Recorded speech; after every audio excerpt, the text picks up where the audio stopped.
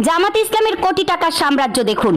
একজন ব্যক্তি ডক্টর শফিকুল ইসলাম মাসুদকে প্রশ্ন করেছে যে ভাই, ইসলামী ব্যাংক যদি দেউলিয়া হয়ে যায় কিংবা টাকা যদি ফুরিয়ে যায়, আপনারা এই ব্যাংকটাকে রিকভারি করবেন কিভাবে? তো ডক্টর শফিকুল ইসলাম মাসুদ তখন উত্তর দিচ্ছে যে জামাতের মানে আমাদের অনেক পকেট, আমাদের সামনে পকেট, পেছনে পকেট, সাইডে পকেট, পাশে পকেট, উপরে পকেট, নিচে পকেট, মানে আমাদের পকেটের শেষ নাই। অর্থ কি? যে তাদের যে সমস্ত প্রতিষ্ঠান বাংলাদেশে আছে বা জামাতের যে পরিমাণ সম্পদ আছে, এটা শুনলে আপনি অবাক হয়ে যাবেন যে জাস্ট জামাত ইসলামের যে পরিমাণ সম্পদ বাংলাদেশে আছে, আর কোন রাজনৈতিক দলের এইভাবে সম্পদ আছে কিনা জানা নাই। তো চলুন জামাত ইসলামের সম্পদ কোনগুলা সেগুলো একটু আইডেন্টিফাই করে আপনাদের জানাই। জামাতের যে সমস্ত সম্পদ থেকে বা ইনভেস্ট থেকে তাদের অর্থ আসে বা ফান্ডিং আসে, তার মধ্যে একটি অন্যতম হচ্ছে ইবনে সিনা ট্রাস্ট। এটা জামাতের প্রতিষ্ঠান।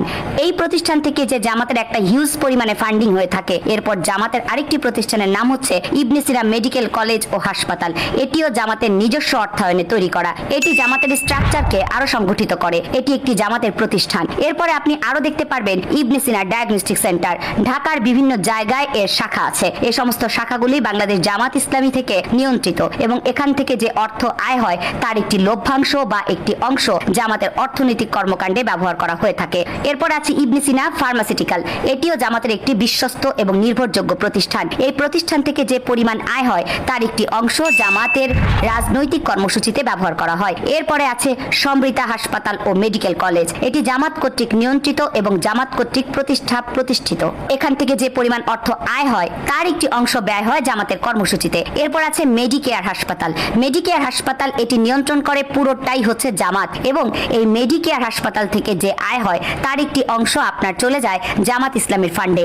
এরপর আছে আলমারকাজুল ইসলামী হসপিটাল। এটিও জামাত নিয়ন্ত্রিত এবং এই হসপিটাল থেকে যে অর্থ আয় হয় সেটিও চলে যায় জামাতের ফান্ডে। এরপরে আছে হেলথ কেয়ার ফার্মা। এটি জামাত কর্তৃক প্রতিষ্ঠিত এবং বর্তমানে জামাত কর্তৃক নিয়ন্ত্রিত। এই প্রতিষ্ঠান থেকে যে পরিমাণ আয় হয় তার একটি অংশ জামাত ইসলামের ফান্ডে চলে যায়। এরপরে আছে ঔষধ কোম্পানি ফার্মা প্লাস।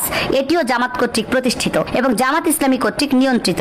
বর্তমানেও এই প্রতিষ্ঠান থেকে যে পরিমাণ আয় হয় তার একটি অংশ জামাত ইসলামী ফান্ডে চলে যায়। পত্রিকার মধ্যে আছে দৈনিক সংগ্রাম এবং দৈনিক নয়া দিগন্ত। এই দুটি পত্রিকা জামাত ইসলামী দ্বারা নিয়ন্ত্রিত এবং এই পত্রিকার পেছনে যে ফান্ডিং করা দরকার সেই সমস্ত ফান্ডিং করে জামাত ইসলামী, যাতে করে জামাত ইসলামের যে প্রচারটা এই দুটি পত্রিকায় সবচাইতে বেশি প্রচারিত হয়ে থাকে।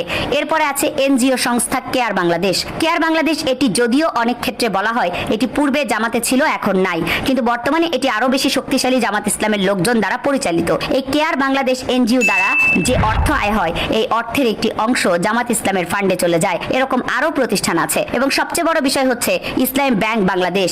এটি বর্তমানে এখন পুরোটাই জামাত ইসলামের নিয়ন্ত্রণে। এই ব্যাংক থেকে যে পরিমাণ আয় হয়, মানে যে প্রফিটের যে অংশটা, এই অংশটা জামাত ইসলামের ফান্ডে চলে যায়। তো এই যে আমি যেগুলো বললাম মোটামুটি পর্যায়ে, এখনো যদি আমি বলতে চাই এই ভিডিওটা আরো অনেক লম্বা হয়ে যাবে। জামাত ইসলামের যে সমস্ত প্রতিষ্ঠান বাংলাদেশে আছে এরপরও আমি অনেক শিক্ষা